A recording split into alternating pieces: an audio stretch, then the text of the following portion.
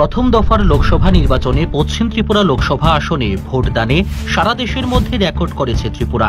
পূর্ব ত্রিপুরা আসনের ভোটদাতারা একটি স্বাস্থ্যকর লড়াইয়ের মাধ্যমে ভোটদানে পশ্চিম ত্রিপুরাকে ছাড়িয়ে যাবে। দেশে একটাই গ্যারান্টি, সেটা হলো মোদি গ্যারান্টি।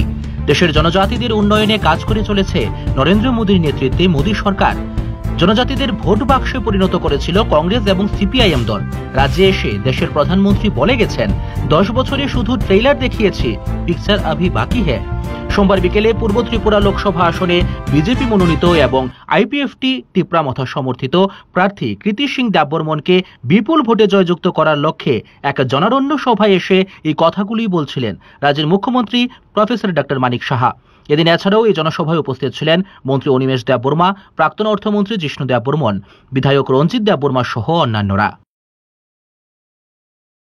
যে প্রায় 97 কোটি মানুষ এবারের এই ভোটে অংশগ্রহণ করবেন, সেই জায়গায় ত্রিপুরাতে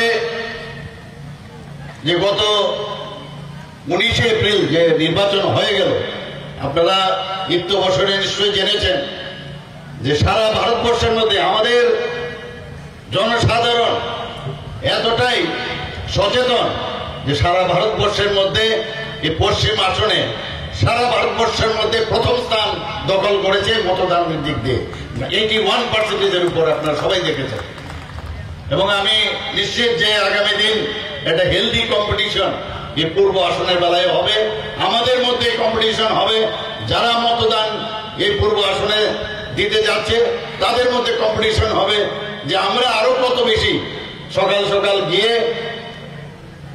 এই 26 এপ্রিল সেই যে ভোটদান কত বেশি আমরা দিতে পারি। আমাকে অনেক সাংবাদিক জিজ্ঞেস করেন যে আপনার কাছে চ্যালেঞ্জ কি, আপনাদের কাছে চ্যালেঞ্জ কি। আমি বারবার বলি আমাদের কাছে চ্যালেঞ্জ একটাই, কত পার্সেন্টেজ আমরা আরো বেশি পাবো তার চ্যালেঞ্জ। বন্ধুগণ, মোদিজি বারবার বলছেন, মোদিজি কি বলছেন,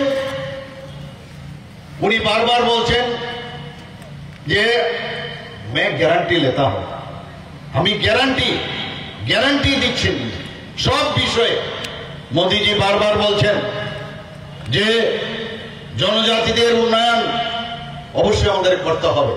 তার প্রকৃত উদাহরণ আমরা নিজেরাই দেখেছি যে ভারতের রাষ্ট্রপতি একজন মহিলা, যিনি জনজাতি গোষ্ঠীর একজন, ওনার কারণে সেটা সম্ভব হয়েছে, আমরা সবাই জানি। আমরা মাননীয় প্রধানমন্ত্রীজি ভগবান বিরসা মুন্ডার যে 15ই নভেম্বর সেই দিনটিকে জনজাতিদের উন্নয়নের কথা চিন্তা করে সেই 15ই নভেম্বর সেটাকে আমরা সবাই জানি যে জনজাতীয় গৌরব দিবস হিসাবে উনি পালন করছেন। আমি নিজেও আজকে একটা জায়গায় আমি শুনছিলাম, আমাদের যখন ভারতীয় জনতা পার্টির যখন ম্যানিফেস্টো উনার মাধ্যমে উদ্বোধন হয়,